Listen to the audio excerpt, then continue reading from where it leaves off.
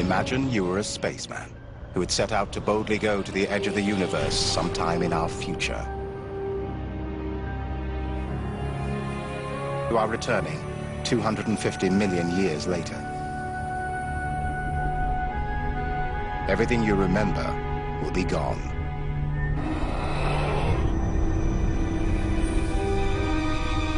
Would the world have come full circle as most scientists predict? All the land have come back together to form one gigantic supercontinent? Would the unstoppable forces of geology have erased all evidence of man from the surface of this world? With water, wind, and ice, would only our fossils remain?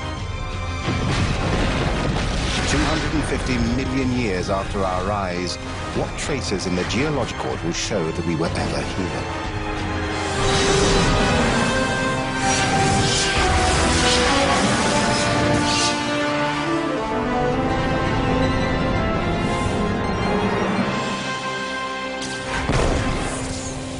Earth, 250 years from now.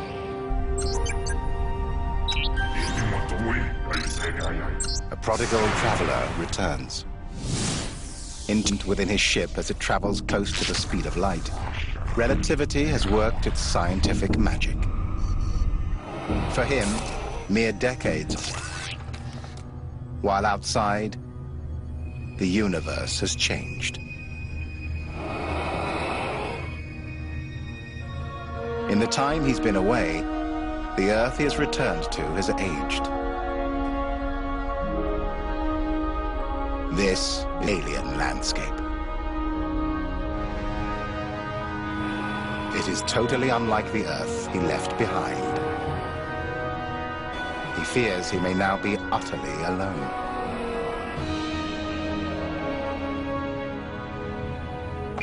He will need all of his ship's forces to find out what has happened here. After 250 million years, all the continents have moved. But it's not just the world that has changed. The stars have shifted in their heavens. Even the moon are not the same. Our lonely traveler might be forgiven for thinking that he has not reached Earth at all. He must access his ship's disk to confirm that this truly is his home.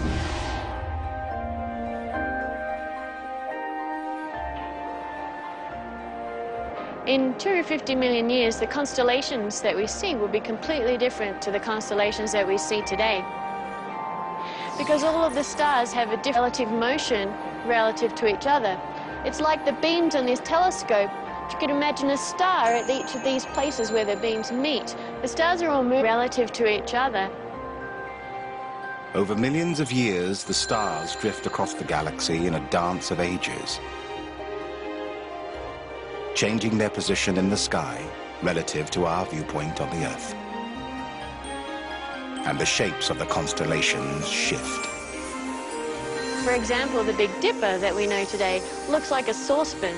In 250 million years, the saucepan part is actually going to be elongated and it's going to look much more like a fry pan, but the handle of the Big Dipper is going to be curved around like a gigantic hook.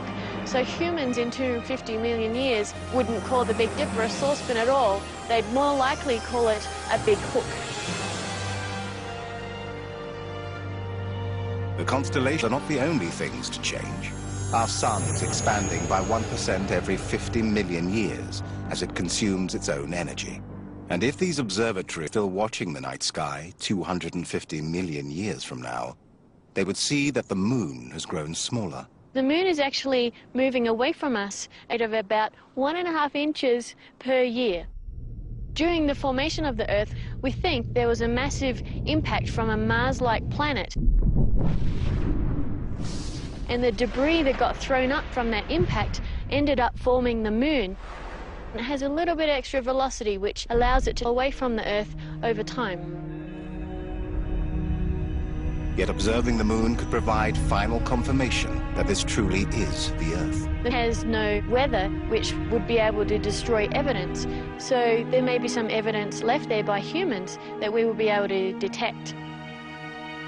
This will be the moment of truth. Pockmarked by millions of micrometeorites, the lunar lander still stands on the sea of tranquility. Eternal testament to man's drive to explore brave new worlds.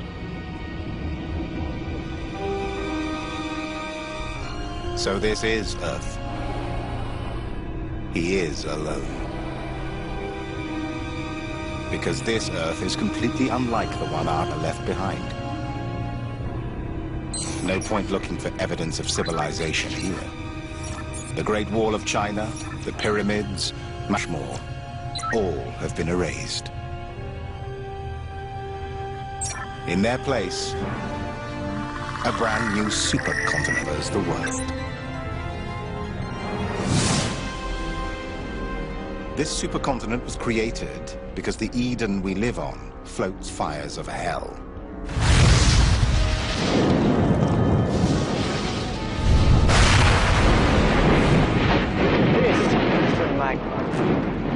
It's erupting through the Earth's crust, and it's molten rock, hot. It's an effective way in which the Earth can cool itself, and it's the very driving force that makes the Earth work.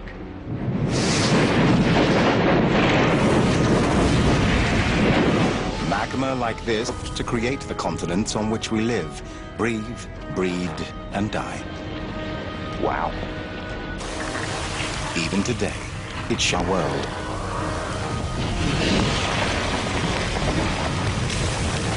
The Earth is made up of three main layers.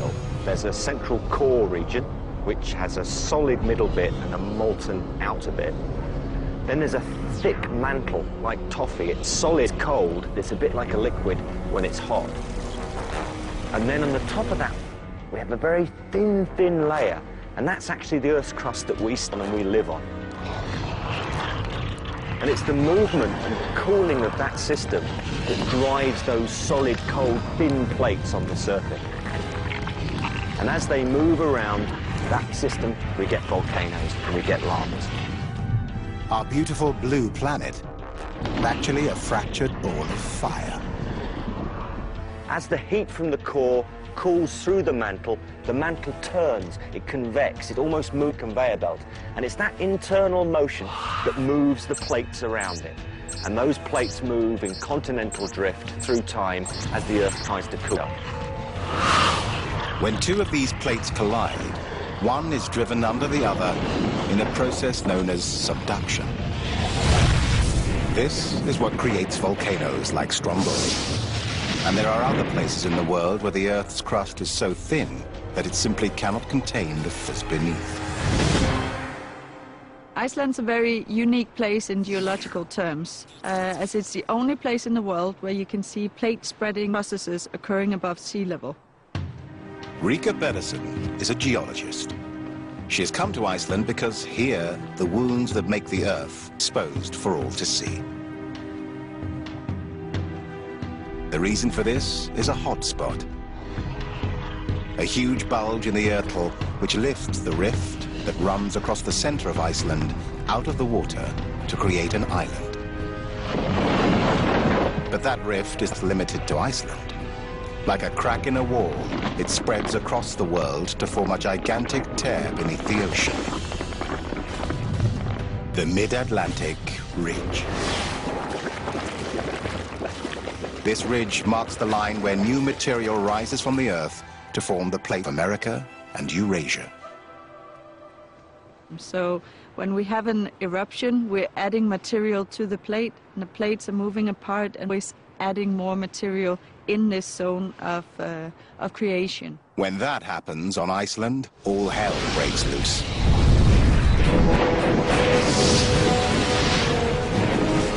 This is Krafla in northern Iceland. In 1975, what's known as a rifting event happened here. It went on for 9 years. It's quite a violent process, and as the eruption progresses, and you'll have it focusing in on a few points, just flowing out of lava from these points.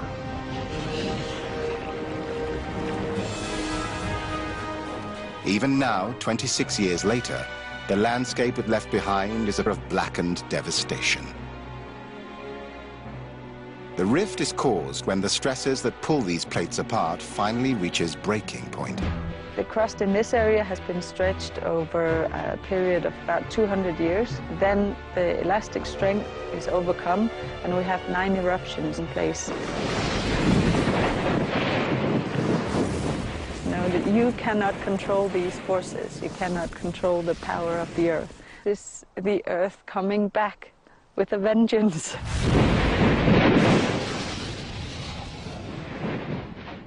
Most of the land we stand on was originally created by volcanism like this. Over centuries, the forces of nature turn blackened cinders into weather on which grass can grow and life can flourish.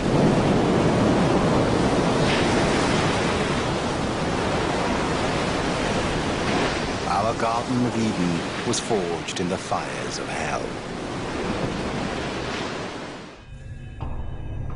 But Earth, always Eden. To discover what conditions will be like on this supercontinent, our solitary traveler must look back 250 million years before our time, when another great continent covered the world and life struggled to survive. The Grand Canyon, 1.5 kilometers deep, 445 kilometers long, and 29 kilometers at its widest point. To find out what a supercontinent is like, geologist and guide Wayne Rannick has come to examine this gash in the Earth. Well, if we want to understand Earth's future, we need to understand its past and what's happened in the past. And better place to do that than the Grand Canyon right here in front of us. If we look at rocks that were deposited here in the past, we get some sense for what's going to happen in the future. And in the walls of the Grand Canyon here, we have rock formations that were deposited over hundreds of millions of years. And they not only show climate change, but they show how the environments have changed through time. There is a unique layer in the Grand Canyon, and it's called the Coconino Sandstone. 275 million years ago, this area used to be a bone-dry desert of shifting dunes, blown by the wind. And as the wind came out of the north and was blowing shifting sands across this landscape, it left behind this 300 feet of cross-bedded sandstone.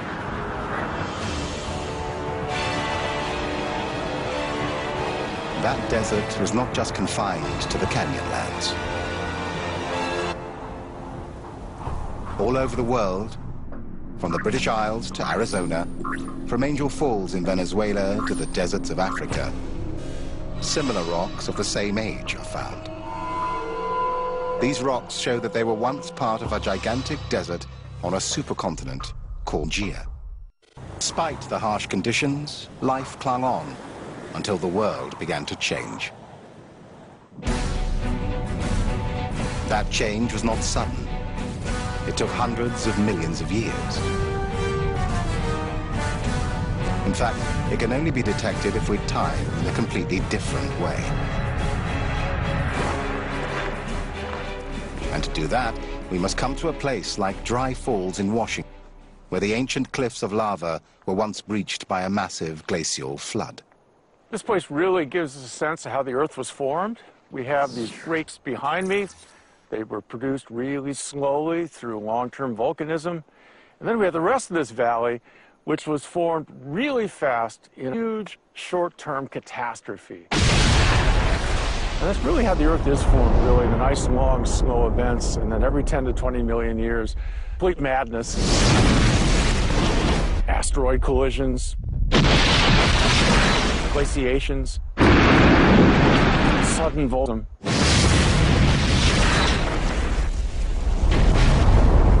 We have the long and stately and the short and crazy, and that really together builds our...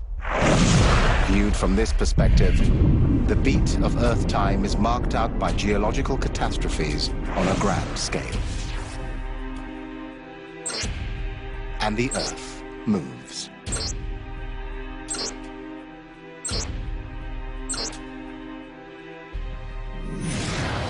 The Earth is moving still.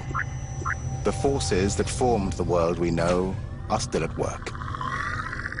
And it keeps changing, and 250 million years from now, a new supercontinent will form. But in the immensity of geological time, what will remain of humanity for our prodigal traveler to find? It's so hard to really understand the immensity of time. I work in areas where there are sedimentary rocks, and where those sediments slowly pile up, the entirety of human civilization, 10,000 years, is about an inch thick. For all the efforts and time that it took humans to go from cave people to skyscrapers. In fact, geological terms, human civilization is but a blip in the timescale of our planet. If we were to consider life on Earth as a 24-hour clock, life doesn't come along until 10 o'clock in the evening. It's not until after 11 that the dinosaurs actually appear on the planet, and some mere 40 minutes later they're wiped out by an asteroid or some big volcanic event. It's not until about 2 seconds from midnight that man actually appears on the planet. It's a rather sobering thought that we've literally only been around just before the party starts at midnight. Why that clock business drives me crazy is because it assumes that once we get to the present time, time stops.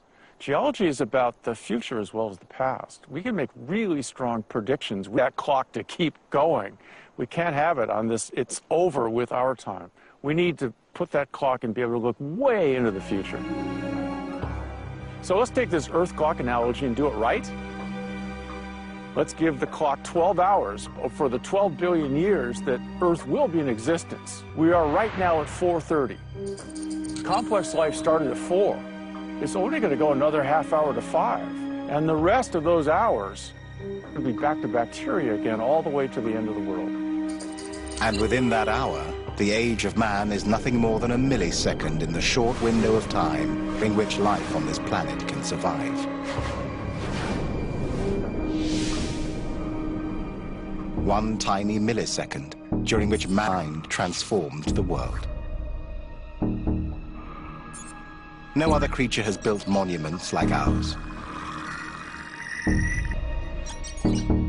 No other creature has covered the world with cities. Look in the right place, and our lonely traveler must sure find some evidence of man, mustn't he?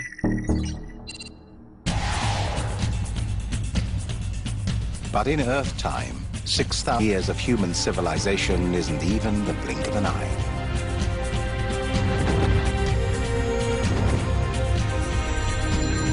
Earth time, it doesn't take much to move a mountain.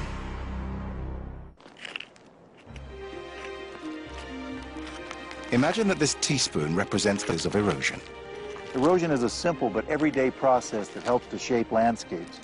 It begins when rocks are uplifted, and as they're uplifted, they become fractured. Within those fractures, water starts to run, and it begins to tear away at the rocks. If you get thousands and thousands of rainstorms running through those fractures, eventually the water begins to move, and material moves downhill. Given enough time, say 5 million years, this is what you get.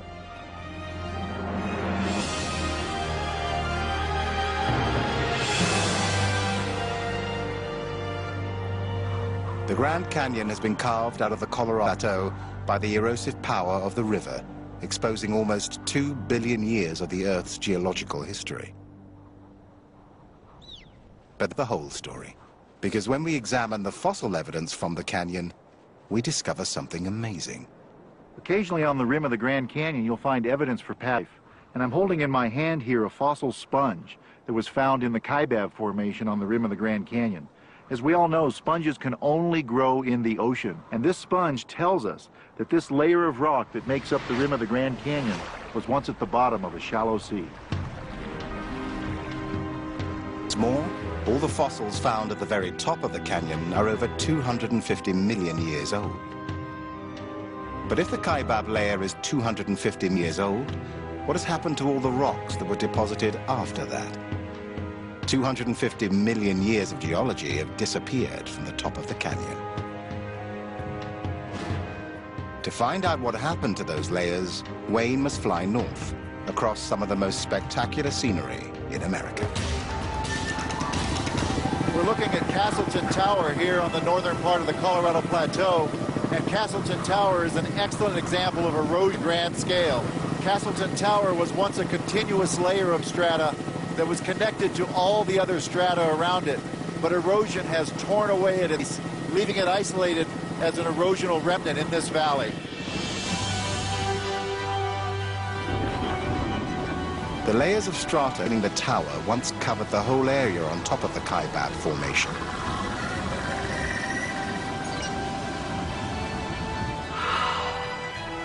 Over time, all that land was washed away, leaving this pinnacle as a grand monument to the power of erosion.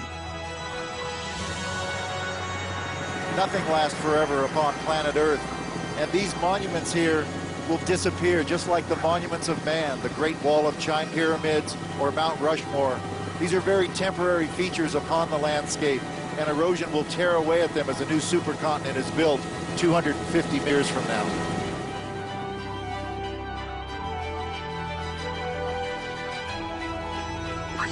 The natural forces that shape our world are time for human civilization.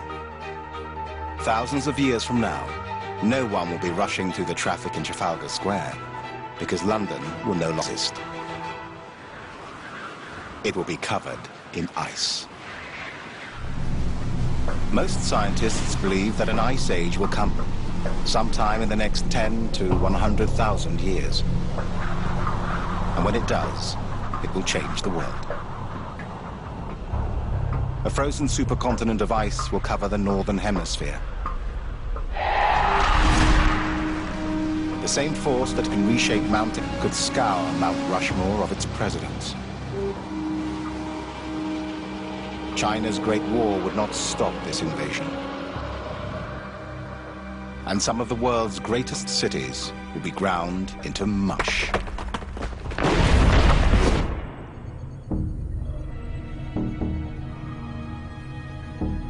When the ice comes again, it will scrub most of the works of man from the northern surface of the globe.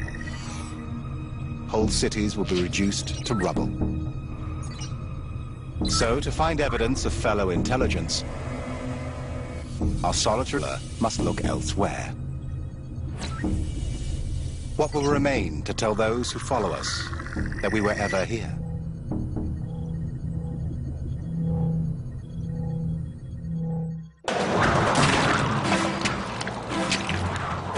Earth, 1 million years from now.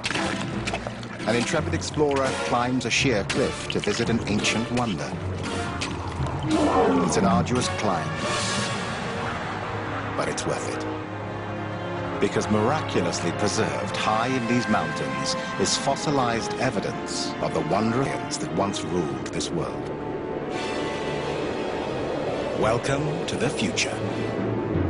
Our world has changed, and geography will never be the same again.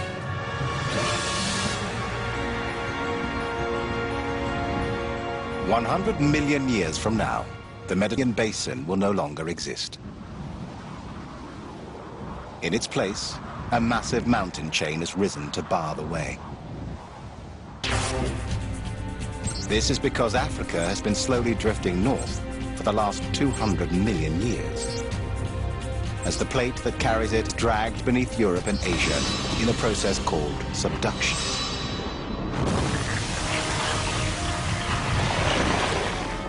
As the plate sinks back into the mantle, it pushes hard against Eurasia, which crumples with the impact.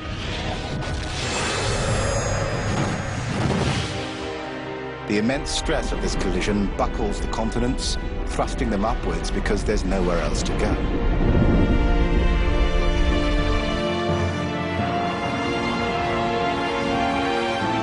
And a mountain chain is born.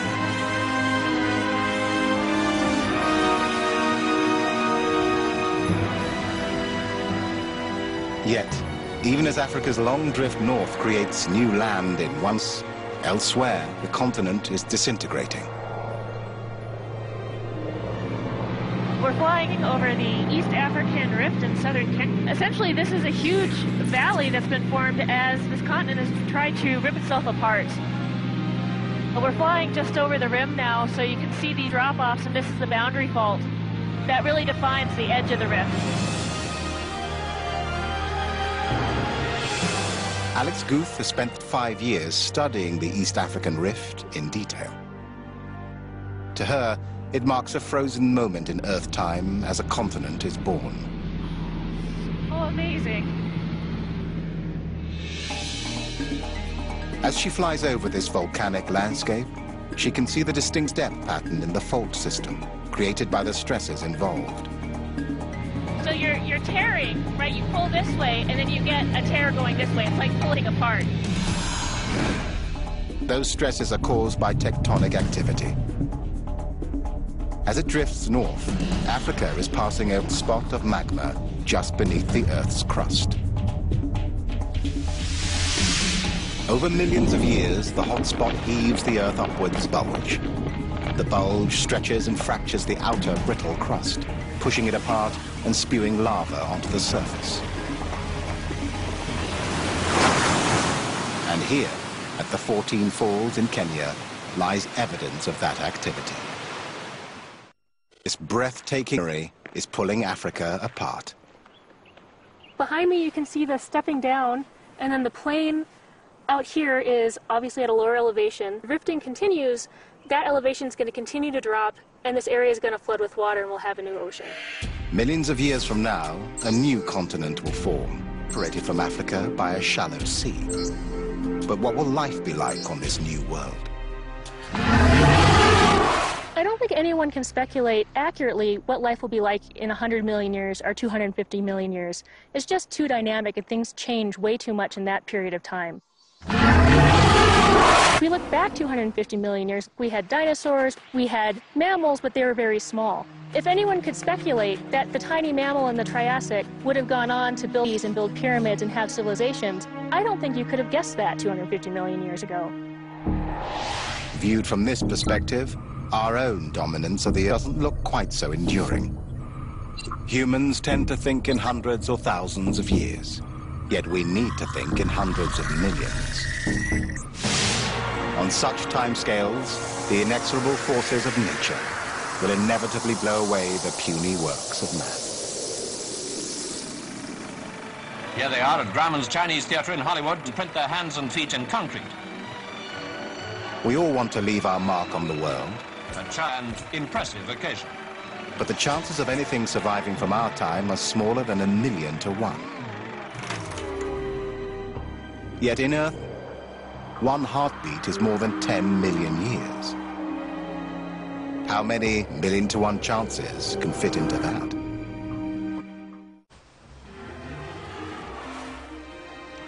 Almost 100 million years ago, a herd of dinosaurs was walking along a beach.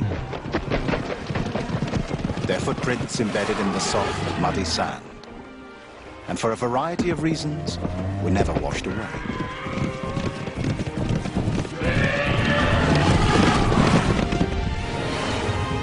As America drove westwards against the Pacific Plate, that beach was pushed up to become part of the Rocky Mountains. Then, one day in 1937, a group of men constructing a highway made the greatest discovery of their lives. We're sitting here at Dinosaurs, which is just west of Denver, Colorado. The surface here was a sandy tidal flat 98 million years ago. Right now it's covered with over 300 dinosaur footprints. Big question is, how did they get here? If we scoop up some of the sand and look at it under a microscope, what we find are long threads of microbes that have encased the sand grains, keeping it very tightly bound and protecting it from the wave action. Now, when the tide went out, this entire surface would be exposed. And the dinosaurs doing their Sunday walk across here would compress those mats, which would make it even harder for waves to destroy them. So we actually owe the preservation of these footprints to microbes. The chances against these footprints surviving, alone being discovered, were astronomical. Ripple marks in the rock showed that just a few feet away, the sand was loose enough for the tide to cover them over. But in Earth time, even 1,000,000 to 1 chances might just work. Paleontologists often say it's just kind of dumb luck that we ever find any fossils. Conditions just have to be just right. But over geologic time, those conditions can occur more frequently than we would think. Given that there were so many organisms that lived and died and left their traces in the earth, I think it's inevitable that humans would have found fossils, simply because we're always altering the landscape.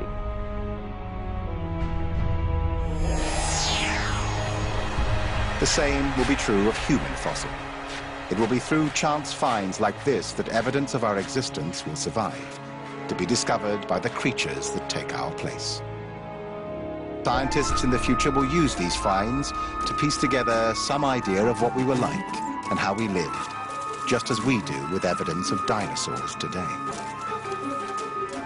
Their reconstruction of what humans look like will depend entirely on the quality of the evidence they find. So the picture they come with might not quite match our own image of ourselves. Ironically, some of the best evidence will come from what we would see as disaster.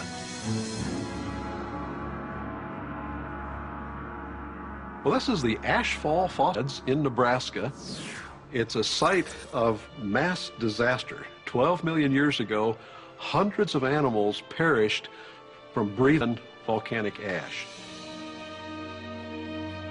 A massive explosion from the same volcano that lies under Yellowstone today sent a cloud of superfine ash floating across prehistoric America.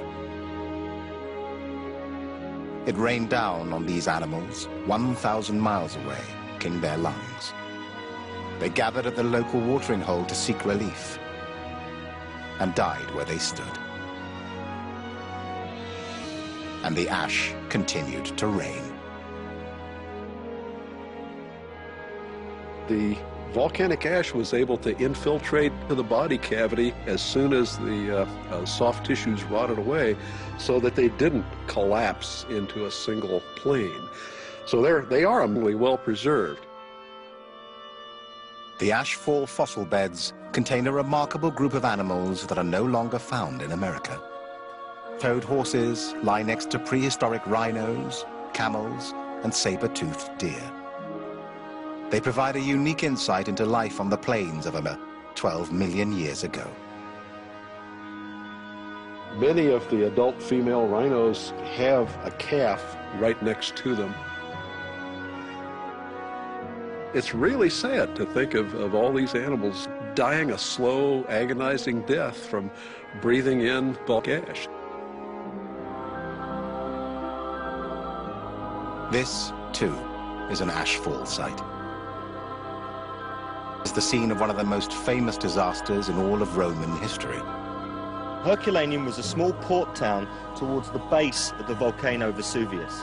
In AD 79, a violent volcanic eruption sent hot clouds of ash burying Herculaneum and Pompeii.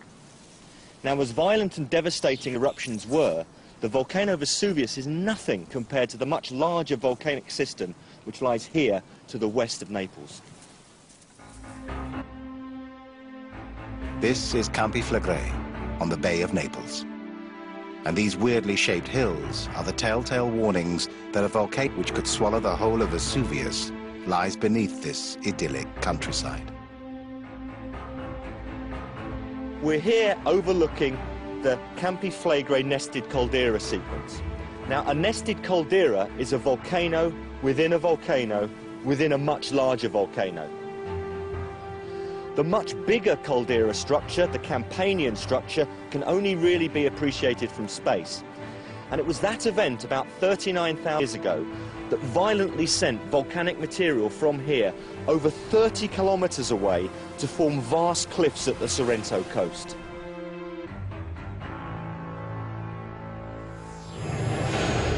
Campi Flegrei is part of a complex volcanic picture running from the Bay of Naples all the way down to Etna on Sicily. One day, this supervolcano will erupt again. When it does, it will engulf the entire Bay of Naples in a wave of ash and lava. Well, we've come here to the water's edge to look at these fantastic volcanic rock deposits.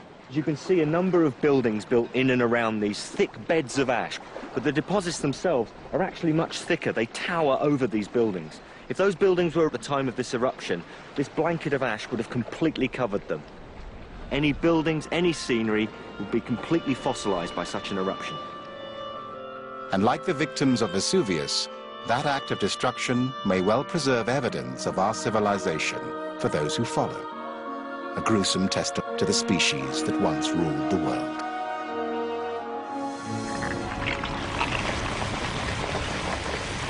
Yet even though such an accident is possible, it's a very hit-and-miss way of preserving evidence from our time.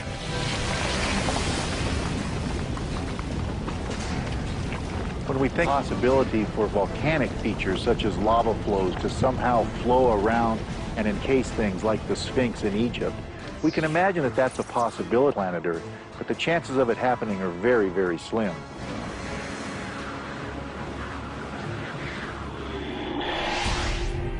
Such volcanic accidents are extremely rare and often coincide with major uplifts that erode to nothing over time.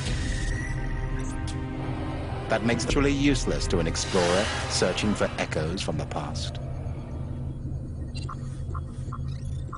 Our solitary traveler will need a more reliable method of pinpointing the footprint of man. He needs to find a city buried in the flood.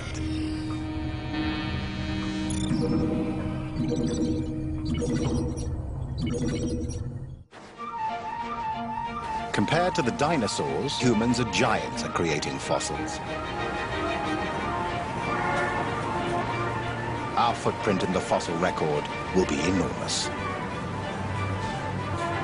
Not only because of our bones, but because of our cities.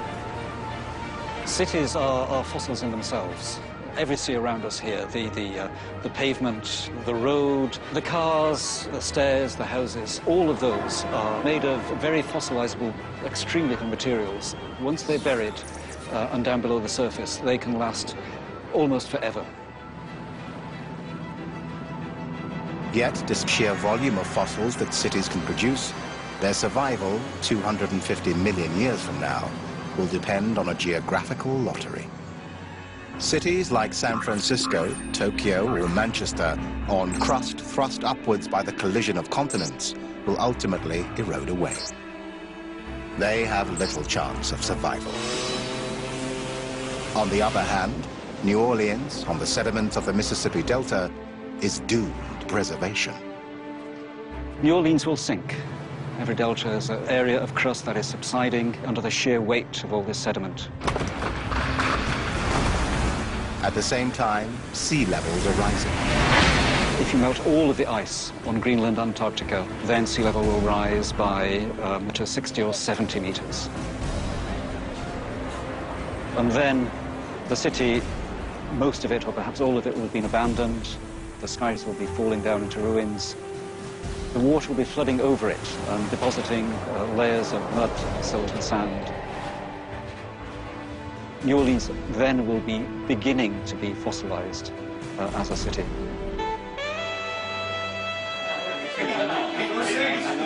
And buried under all that chaos might be the remnants of a bar, caught in time when the levees finally failed. All of its people gone. The rhythm of their lives not even a fading image in the long memory of the world. But the detritus of their existence, the bottles, the glasses, the ashtrays and furniture, will all be left behind. Here they will begin the inexorable process of fossilization. This glass is transparent because it's a liquid, a supercooled liquid. In the factory where it was made, the molten material was cooled so quickly that the molecules didn't have time to arrange themselves into crystals. Given millions of years underground, the molecules will very slowly travel together and click into place to form a crystal lattice framework. And when that happens, boundaries between the crystals bounce the light backwards and forwards, so it can no longer fall straight through the glass. At that point, the glass is opaque. Yet for this to happen, the glass has to survive. And the biggest threat to any fossil's survival is the sheer weight of the mud that will preserve it. Mud is heavy, sloppy. When it smashes into this bar, it will fill everything. That mud will be full of debris. 100 million years on, the layer of mud will be buried 2 or perhaps even 3 miles under. It will now form a stratum. As the Earth movements begin to form a new mountain range, will compress the layer not now from top and bottom, but from the side. So the whole strata will begin to bow up into an arch, and that arch will get tighter as the whole bar stratum is folded. A flash of light, as a fracture opens up, magma rushes in, the roots of the volcano might grow around this whole area. White heat at 1,000 degrees centigrade. And then that will cool down, and eventually there will be a wall of solid igneous rock, full of tiny volcanic crystals. Inch by inch, these fragments are rising to the surface. Eventually, they'll break through.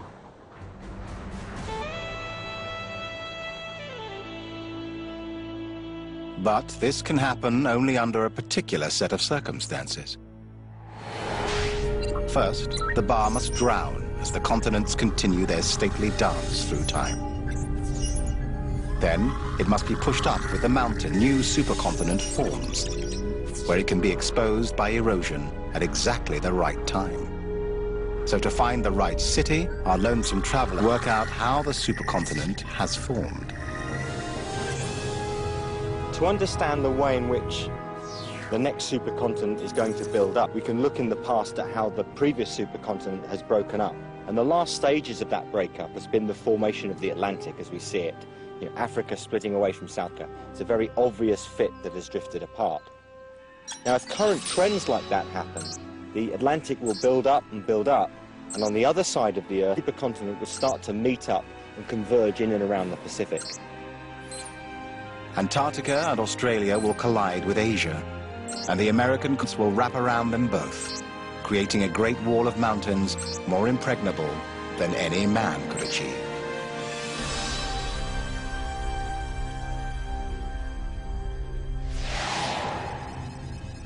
This collision of continents will thrust the fossilized mud rock of the Mississippi back up to the surface.